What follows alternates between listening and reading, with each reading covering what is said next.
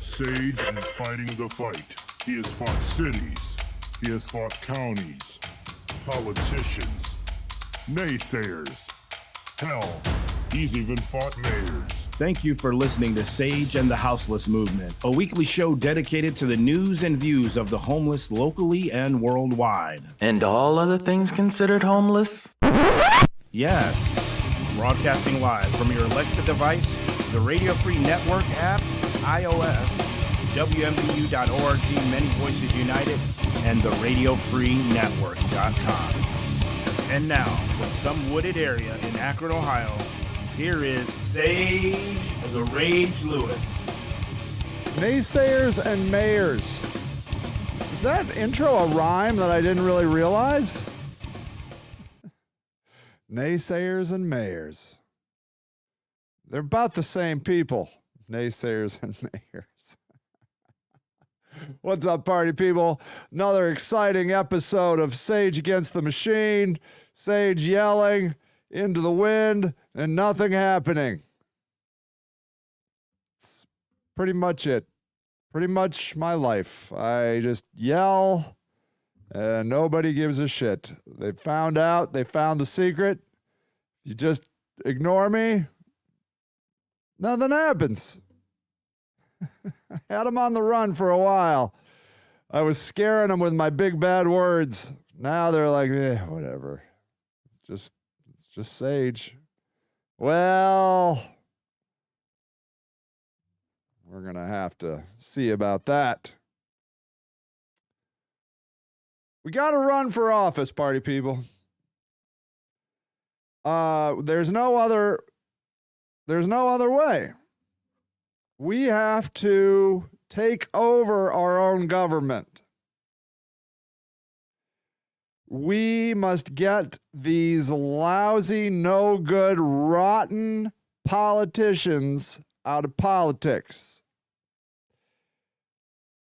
What you're going to find in the history of humanity is everything moves to corruption. The greedy people end up running everything. And usually there's two forms of greed: money and power. And so that's who runs the world. Greedy people. And then, like, regular people who just really want to have a decent life get rolled. They get steamrolled. Happens time and time again.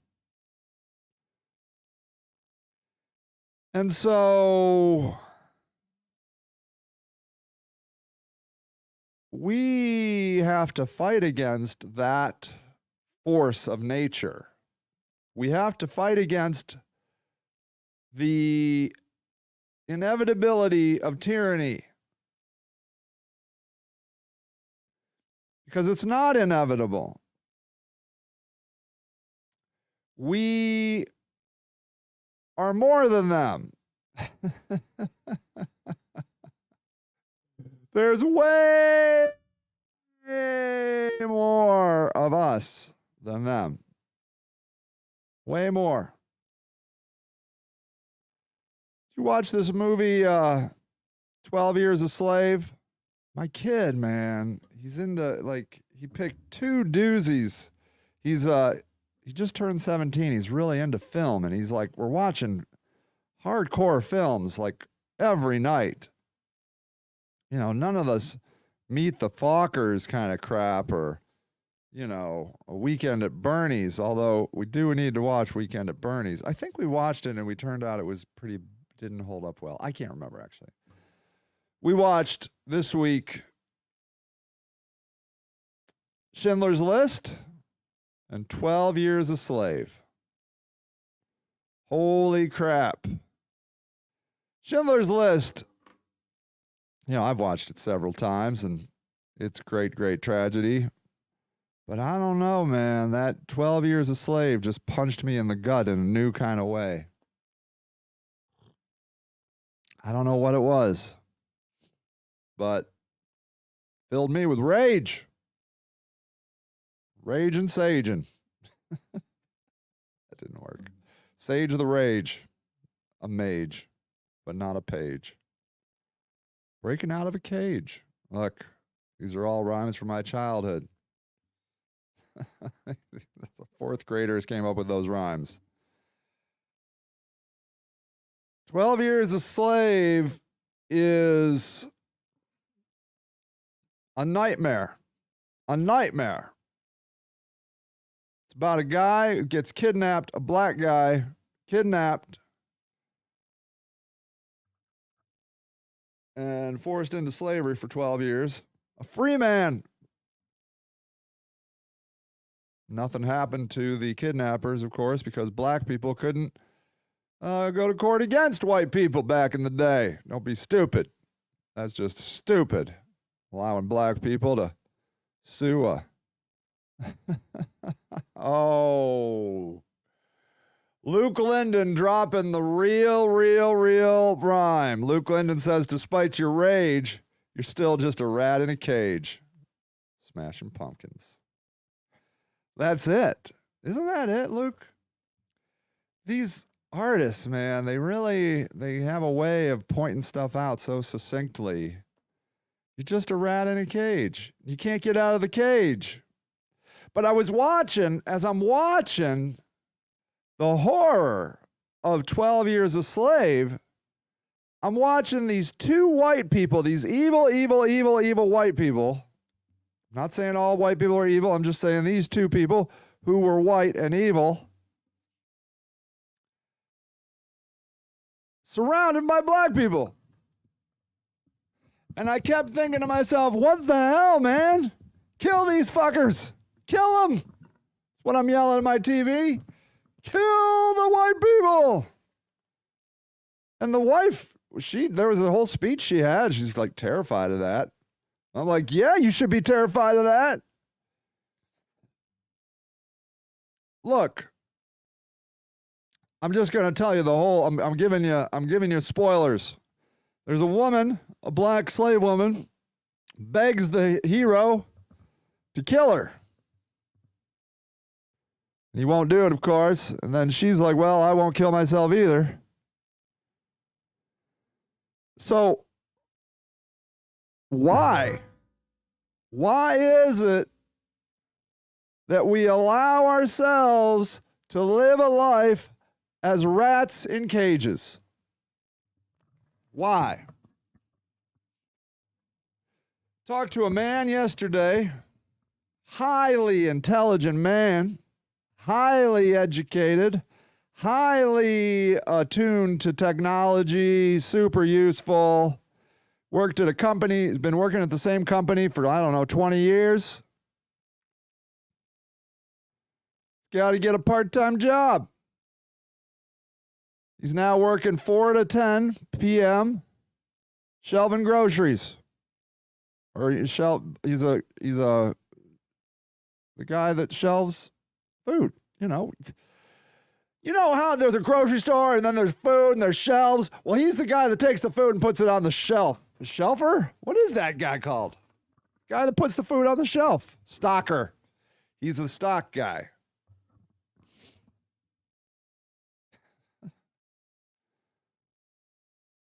How is it that guy has to get a part-time job? And I was like, well, are you getting paid well? I mean, there's these jobs, everybody's paying good, and it's like $12 an hour. I'm like, holy shit. So you're working your full-time job, and then you got to go out on the evening, 4 to 10, stock shelves, $12 an hour. Now, I don't know the company. I don't know what their situation is, but I have a feeling they're just not paying good wages. I see it all the time. I see otherwise, companies that are supposed to be ethical, care about their community,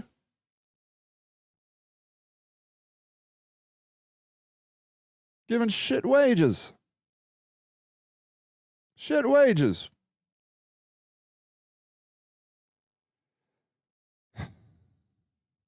Treating people like shit. I was telling him, I'm like, you know where I've always kind of wanted to work is I wanted to try out the Amazon factory, Amazon distribution warehouse. See what that's all about. And I might try it. He's like, I had a friend who worked at the Amazon, one of those Amazon distribution centers. And he said she told him that you have a half-hour lunch or 20-hour lunch, 20-minute lunch, 20-minute, 30-minute lunch. But if you're working at the front of the warehouse and the lunchroom is in the back of the warehouse, these warehouses are huge. After working a whole shift on your feet, I have a friend who's working there right now, 12 hours a day, on her feet all the time. You have to book it down to the other side of the warehouse, eat your lunch, and book it back. But you can't run.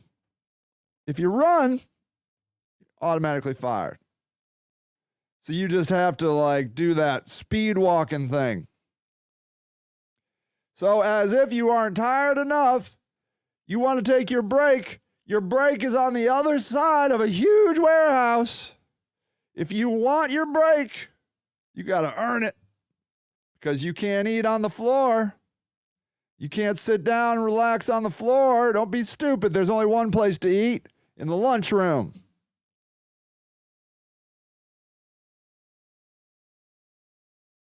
Rats in a cage. Rats in a cage. Do you feel it? Do you feel like a rat in a cage?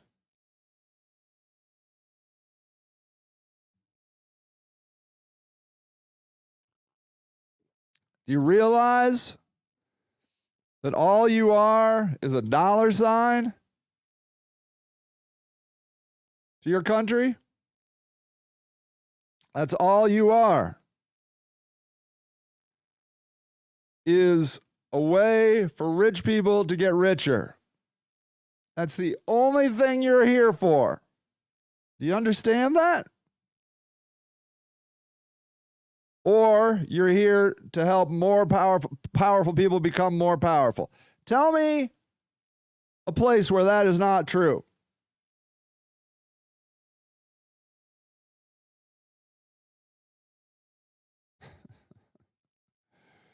You will do the boss's bidding. And you will do what the boss says, when the boss says it, and how the boss says it.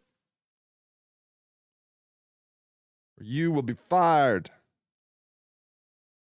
If you dare run to your lunch break at Amazon warehouse, you will be fired. If you dare sit down and eat a snack on the floor, warehouse floor, you will be fired.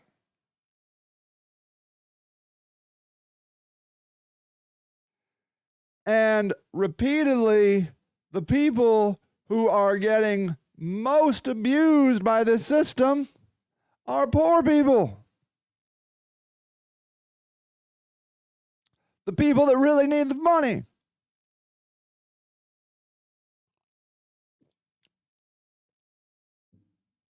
A rat in a cage. Now,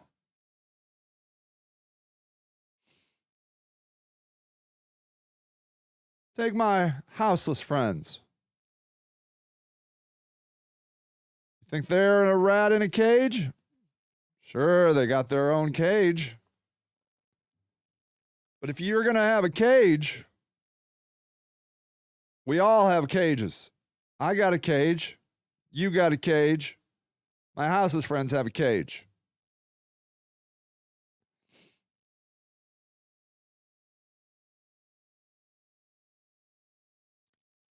Would you rather your cage be a cage created by you or a cage created by some rich asshole? Which cage is worse?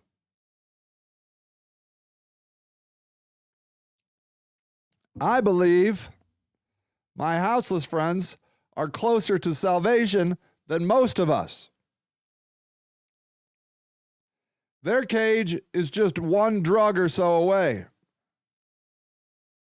Okay, Luke Linden coming down with an awesome thought on the Tower of Babel. Cannot wait. Hey, Gary Mikes, what's up, buddy? I love the comments. I love them.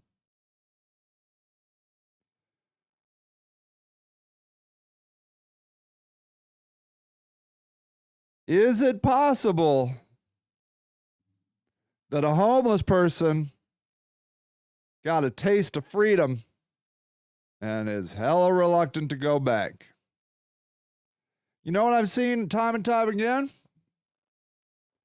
I've seen homeless people go back into the regular world, get a job, get an apartment, and then go right back to homelessness. See it all the time.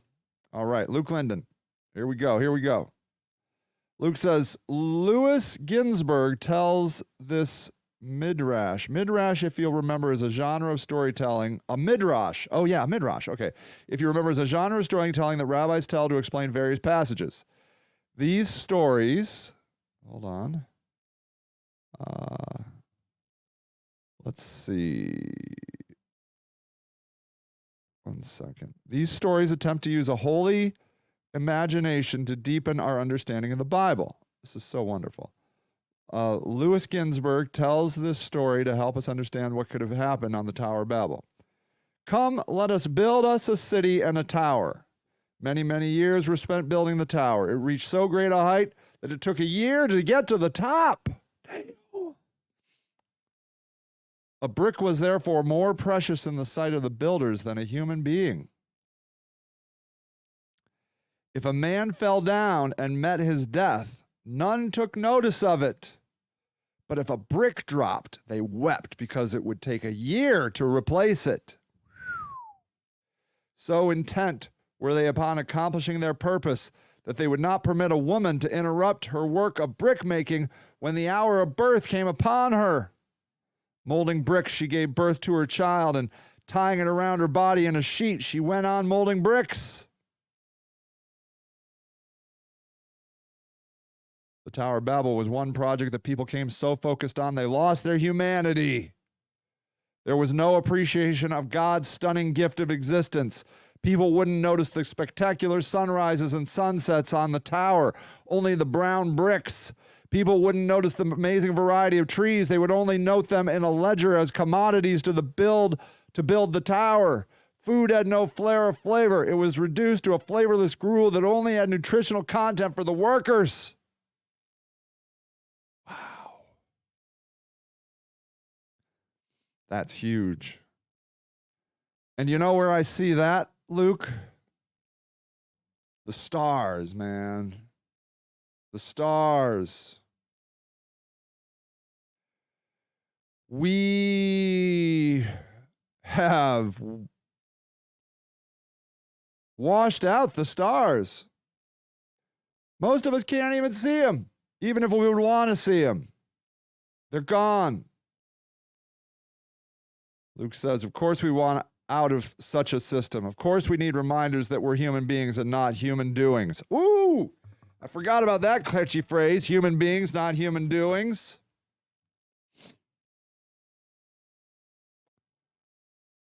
Can you imagine what it was like sitting outside at night, just staring at the stars and thinking about what they were and what they represented? How often do you do that in your life? How often have you done it in your life overall? If you've done it more than a half a dozen times, you're probably ahead of most people.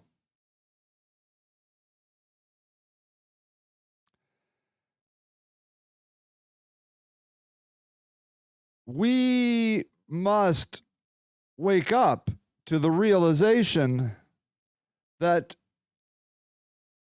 we are living in cages built by oppressors to do their bidding. Okay? We must understand that if we have any hope of moving to the next level.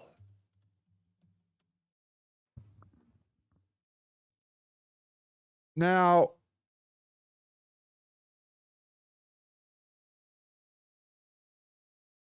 the question comes, what do we do with that knowledge? Who do we become when we wake up to the realization that we are in a trap, that we are in a matrix, if you will?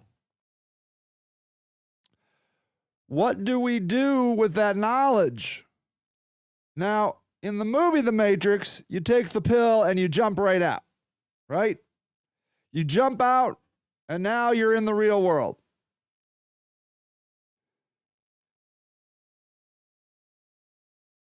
It doesn't quite work that way in our universe. You wake up one day to realizing you're in a false construct. Okay? That you are living in a world. Let's see. This has me thinking of talking about the Bible, some stuff I've been reading about Paul. I'm going to see if I can Paul that up. So the first step, and you can use AA if you'd like. The first step is to admit, let's see, what are they? The steps of AA. The 12 steps of AA. Here we go. Come on now. We admit we're powerless over the cage.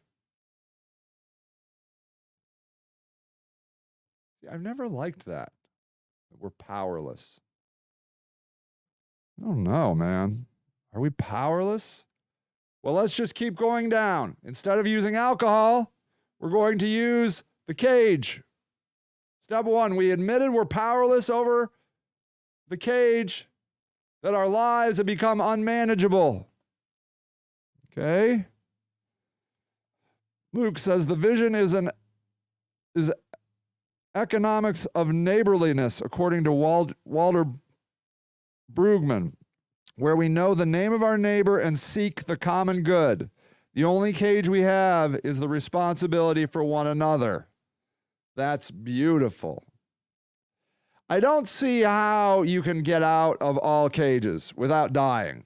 Your body is a cage, your consciousness is a cage, your mind is a cage.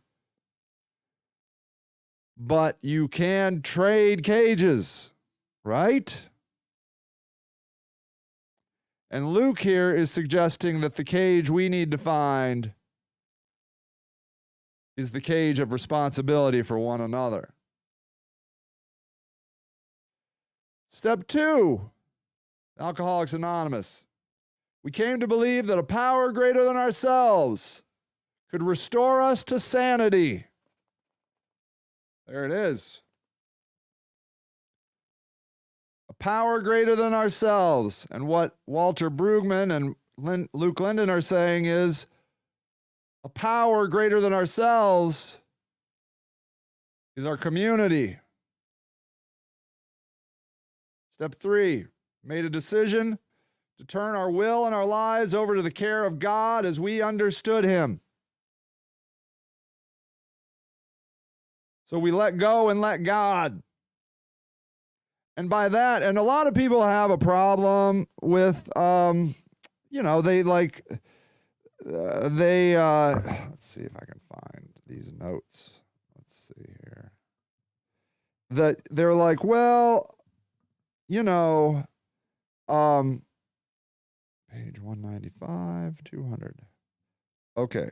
Ooh. Let's see. So, okay, I got one here, Luke. See what you think of this. That we need to let go of the idea that We must live in this cage of mass existence, industrialization, buying $300,000 houses and paying for them with jobs that we do not particularly enjoy. All right, I want to read this quote out of the Universal Christ from Richard Rohr. It's chapter 15. Here he's talking about Paul. Let me read this. Finally, Paul is trying to create some audiovisual aids for this big message, which he calls churches, a term used by Jesus only twice, in Matthew 16 to 18 and 18 to 17, 18 verse 17, you get it, right? He needs living and visible models for this new kind of life to show that the Christ people really are different from mass consciousness. People who can be innocent and genuine and who can shine like stars among a deceitful and underhanded brood.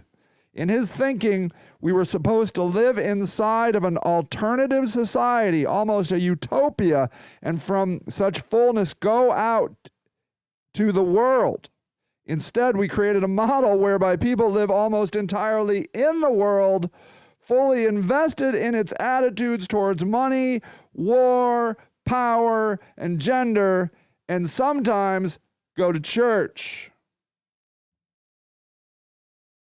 See what I'm saying here? Paul's saying, cage is not the word I use for everything. The body's not a cage, it's a temple. My soul resides. Okay, I dig that. I can dig that. Do you understand how we've turned it all upside down in our post-industrial community world that we live in?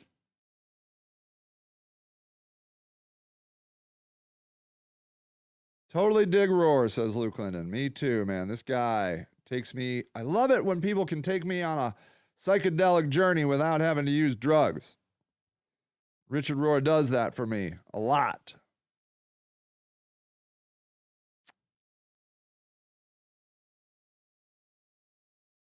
That the church is not a building. It is a freeing way of living. Good theologians often do that. Yeah, they do, man. I love it. I love when my brain is expanded, you know.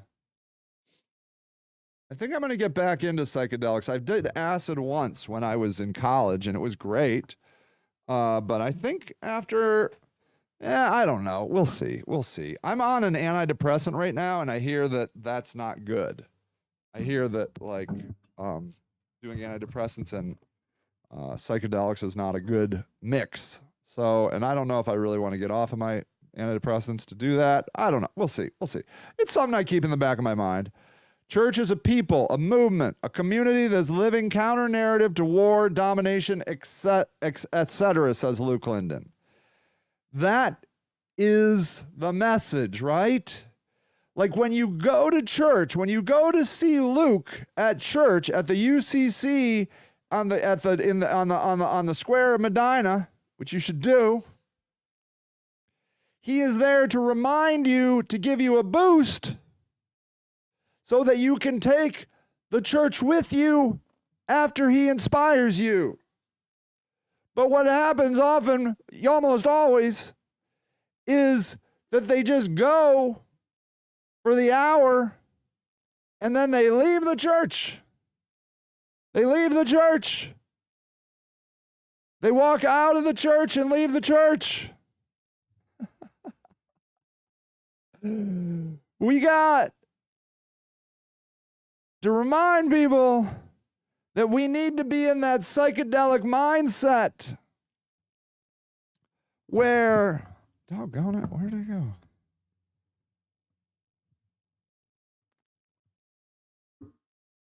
Where we leave a world that is fully invested in money and war and power.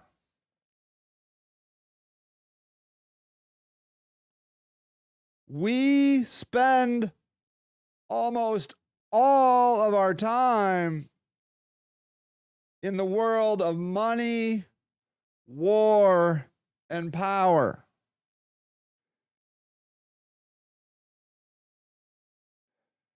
And we fund that for a promise of something that you know is hollow. You know it is not fulfilling you.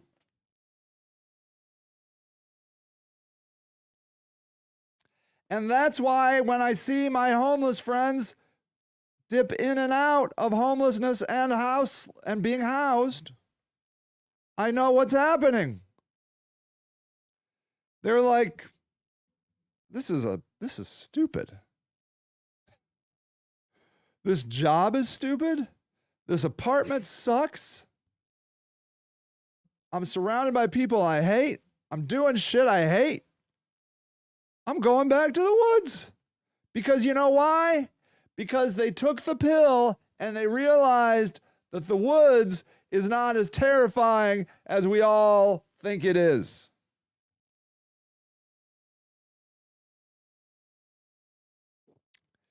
They can live without money. They have transcended the system. Now, of course, the system hates that. The system then belittles them, berates them, tries to isolate them, and makes you hate them. Because if you found out what the houseless community knows, you might change some of your thoughts in the world. You might realize that there is a fulfilling life outside of that $300,000 house you own or don't own, just pay the bank on. Tony Patsy is here. What's up, Tony? It is great to see you. And the truth will come out that we don't need to live that way.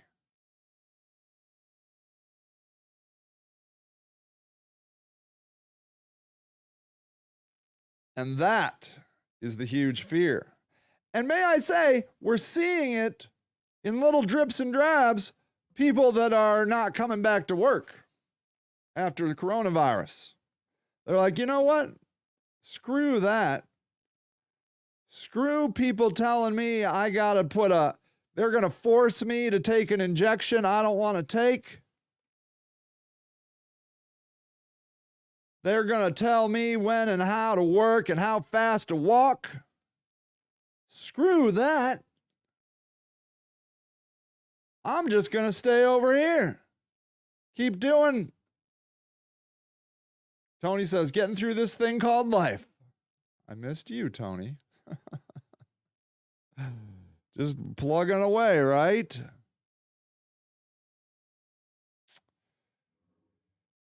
You need to understand that you can live your life any way you want. If you're happy in your life, then perfect. Like me. I don't think I could be happier. I have the right mix of work, family, societal contribution, trying to change the system, which is futile, helping raise awareness about a cause that means something to me. Do you know this word ikigai? I think that's the word. Ikigai. Not ikigai. I think it's called ikigai. Let me see. Ikigai. Yeah, here we go. There it is. Let me show you Ikigai. Image. 1 second here. 1 second. Let me just pull this sucker right up and show you. All right, Ikigai, Ikigai. Here we go. Let me get you a nice big image of Ikigai. All right, here we go. Let me open a new tab, maybe. There. Okay, now, Ikigai is a Japanese word, Japanese concept, meaning a reason for being. Okay? Can I make that bigger? There, a little bit. Okay. So here we have, I think this would be called a Venn diagram. Hey, Jane is here. Hi, Jane. It's so good to see you. Jane is living a meaningful existence. Got 25,000 signatures on her petition, I believe. If you want to post your petition here, I'd love that, Jane. For, I believe, tiny houses. Is that the petition? Tiny houses in Denton, Texas, I believe. I'm making all these things up. All right. So, Ikigai is, there are 4 circles. Okay? You got love, needs, basically job. So what you love, what the world needs, what you can be paid for, and what you are good at. Okay? So then you can see over here, if you look between what you're good at and what you love, that's where you find passion.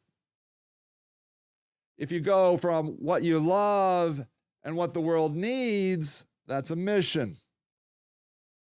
What the world needs and what you can be paid for, that's a vocation. And what you can be paid for and what you're good at is a profession. And then you can see these cool little areas where it gets a little bit rough. Like 27,000 signatures on Jane's. Wow. Jane is going to get approved tiny houses in Denton before me. But I will say I already put a tiny house up. I'm just doing it illegally. I love Denton because I'm going to go over and look at Jane's petition here in a minute. Hold on. Yeah. Hold on. But I want to keep going through this Ikigai deal. So,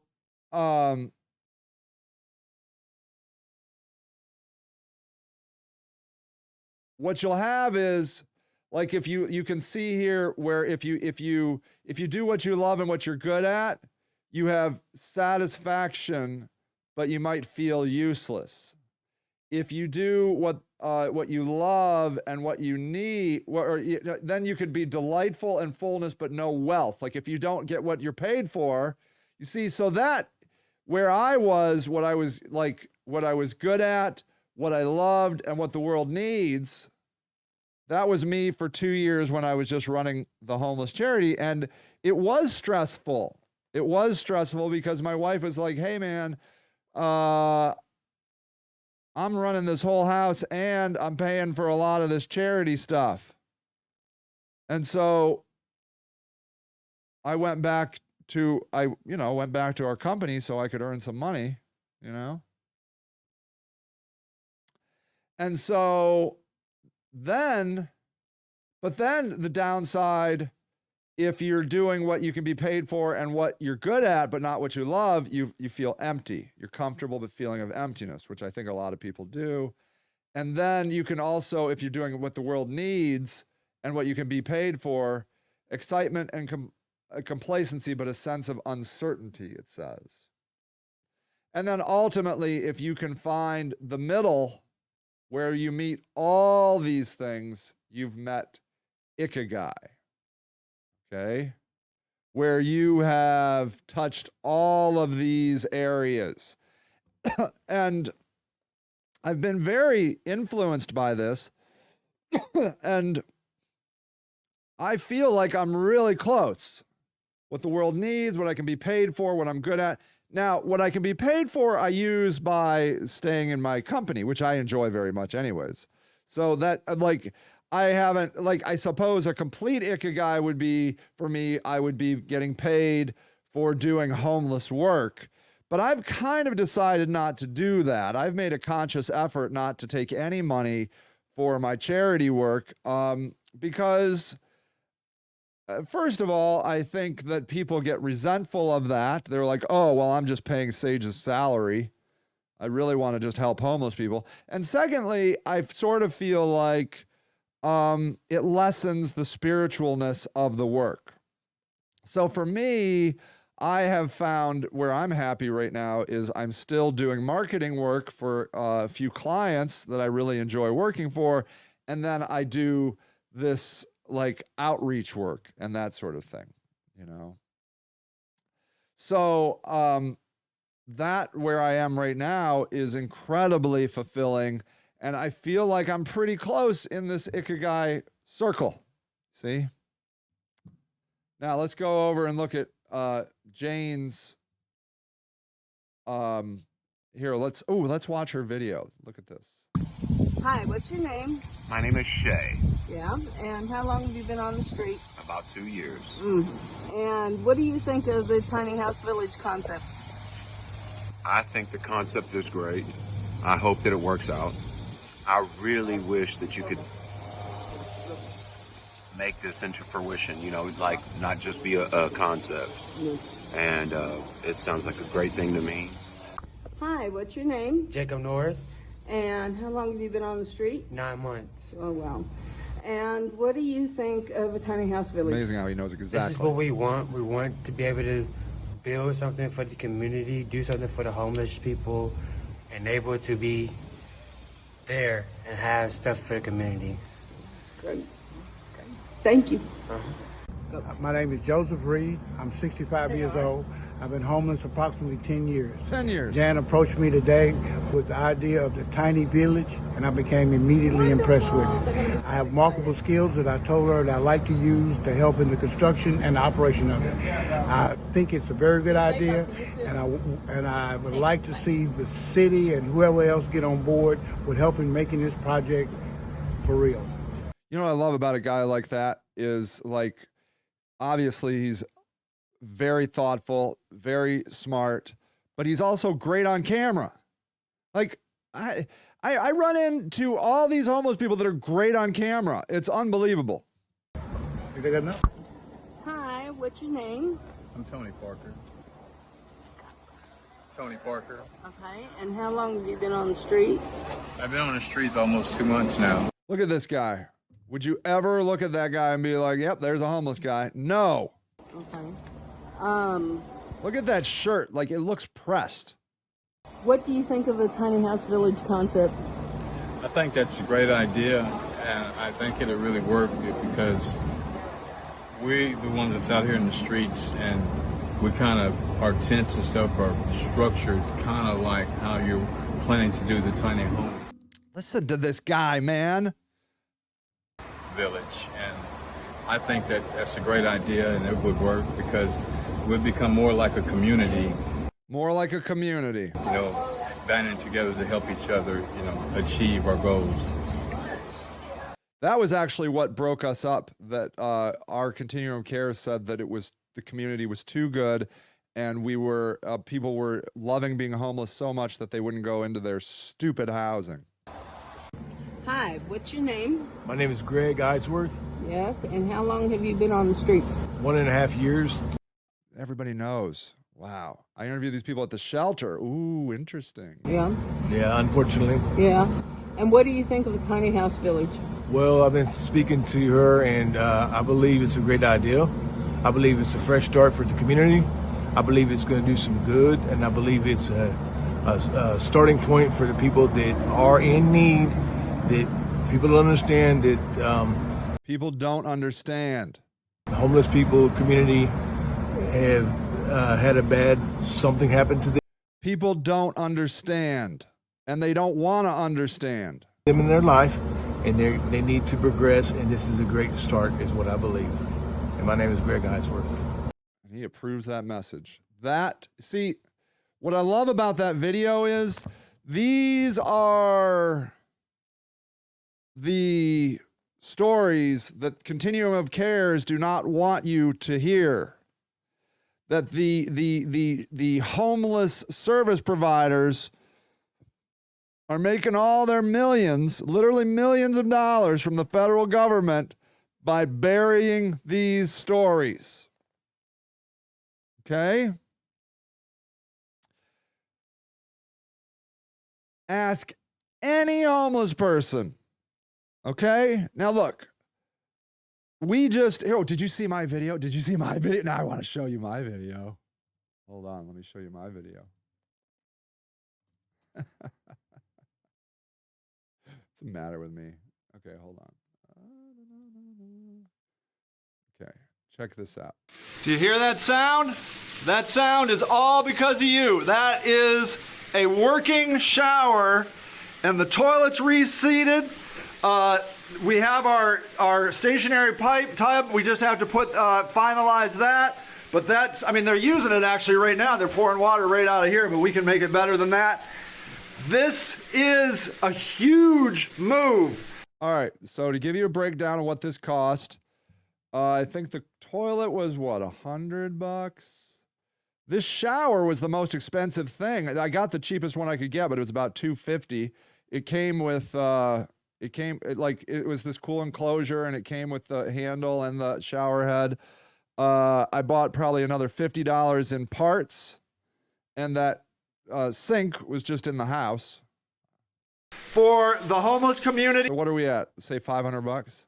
Of East Akron. And I had homeless people put it together. Shower and a toilet and a sink for homeless people in East Akron. Now, what we did was in our house, this is in our house that we shelter 3 previously homeless people, and we put a door into the house. So like if you live there, then you can go into the house.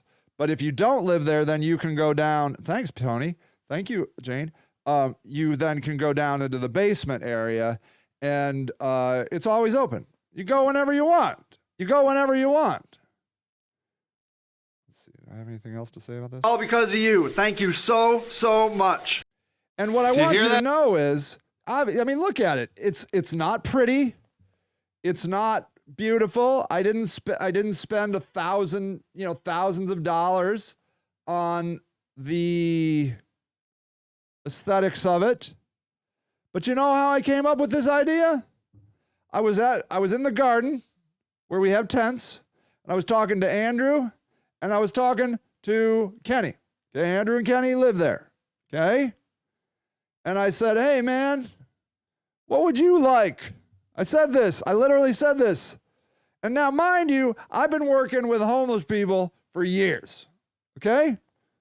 I consider myself an expert at a certain subsection of homeless people. I don't consider myself expert on people that live in shelters. I don't get to spend a lot of time with them, and I do think that's a group of homeless people that I'm like mostly the guy that deals with chronically homeless people that have been out for years. Okay? And I'm sitting at this picnic table with Andrew and Kenny, who I consider very good friends of mine. I enjoy hanging out with them very much. And I said, "Hey guys, what would you like?" And Andrew started and said, "I would like to stop living like an animal." I'm like, "Oh, really? Interesting." Like literally, this is news to me. Okay?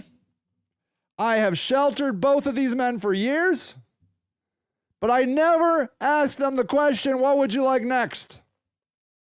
I never asked. Andrew says, "I would like to stop living like an animal." And I said, "Wow. Yeah, that seems reasonable. What does that even mean?" And he's like, "I would like to be able to wash my hands." This is news to me, okay? My brain is being rocked by this knowledge. I'm like, whoa. He's like, I would love to be able to take a shower. He's like, I'm tired of washing in the river because the river's full of E. coli and it's disgusting. I would like to wash my hands and take a shower. And I'm literally, after years of sheltering these people, this is blowing my mind because I asked. And then because I'm so pumped up, I go to Kenny and I'm like, Kenny, what would you like? And he's like, I would like to stop shitting in a bag. I'm like, no. He's like, yeah, been doing it for years. I'm tired of shitting in a bag. So genius me. I'm like, okay, let's see here if I can put this equation, this profound equation together. Okay, would like to wash their hands, would like to take a shower, and would like to stop shitting in a bag.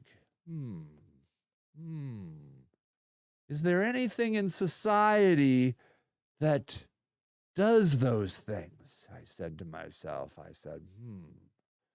why, I think there is something. I think there is a state-of-the-art tool that covers all of those things. And by God, we have a name for it, and it's called a bathroom. Where would the world be without smart white guys like me? And then I said, I wonder if there's any of these bathrooms around. I looked around and I'm like, well, our house, it has a bathroom, but don't be stupid. There's people using that bathroom. And then I said, well, the building right over here has got, I don't know, a half a dozen bathrooms in it, but don't be stupid. I'm not allowed to have homeless people in there. The fire department will come and shut me down. But there is a basement in the house, and it actually is plumbed for a bathroom. And I went down there, and there was a shitty old toilet, and I took it out, and the room that had the bathroom was all fucked up and terrible and disgusting. It took me, I don't know, an hour to clean out all the gross shit in there. I think we hosed it down or something. Paid somebody to hose it down.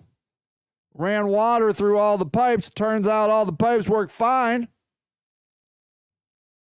I went over to Home Depot, got a toilet and a ring.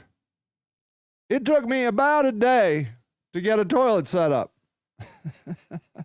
Now, I do know I'm Mr. Fancy Pants with a shitty house and a basement that had plumbing in it. I know I am. I know I am fancy.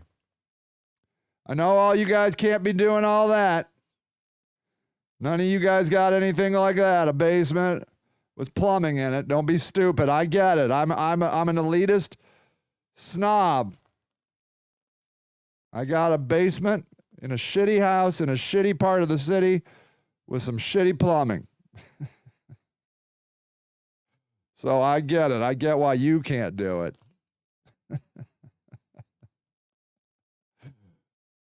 But I did it, by God.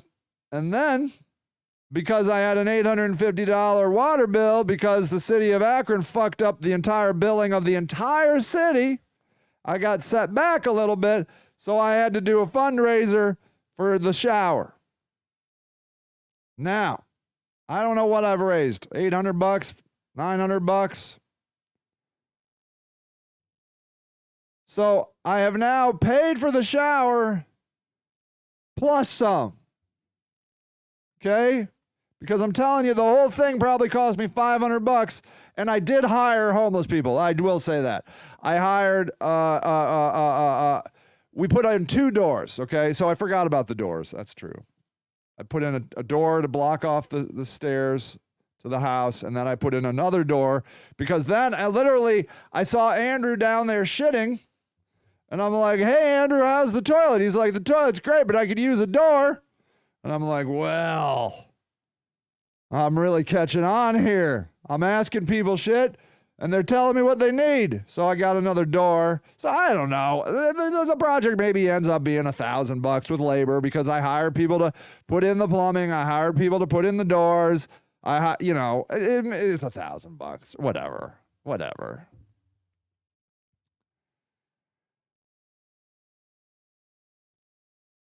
There is now a fully functional shower and a fully functional toilet, and I got to go get the plumbing and do the remainder of the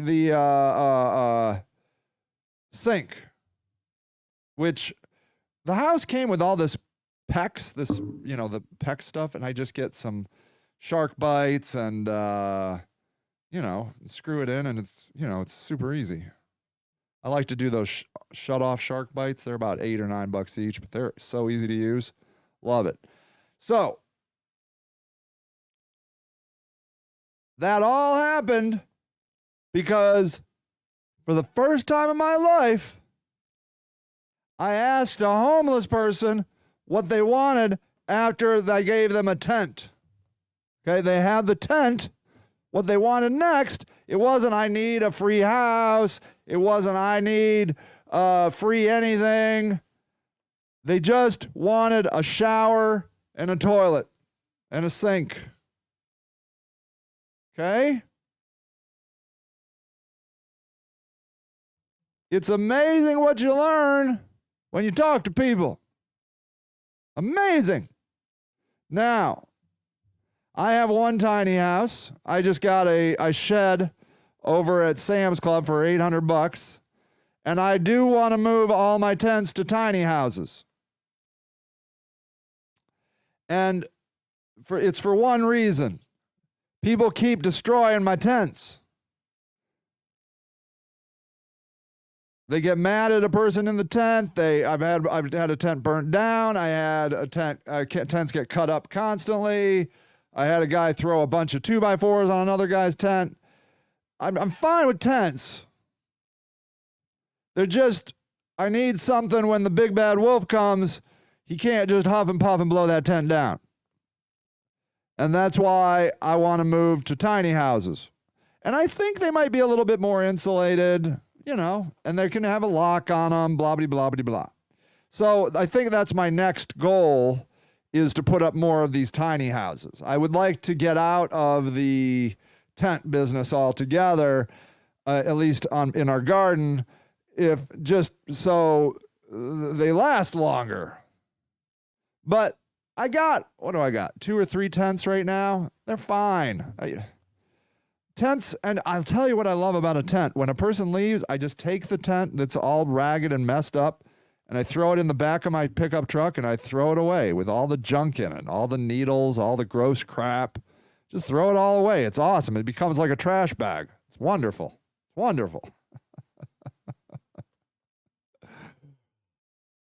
So, the thing is, people, the world is not going to get better for you unless you stand up and do something about it. Okay? Yes, the traps that we have made for ourselves are difficult and challenging, but the first step is understanding the traps that we are in and then asking, what do we want instead? And that is where we need to head. All right, everybody, that's enough for one show. I will see you next time. Thank you so much for being here, and have a great day. Bye. Thank you for listening to Sage and the Houseless Movement, a weekly show dedicated to the news and views of the homeless locally and worldwide.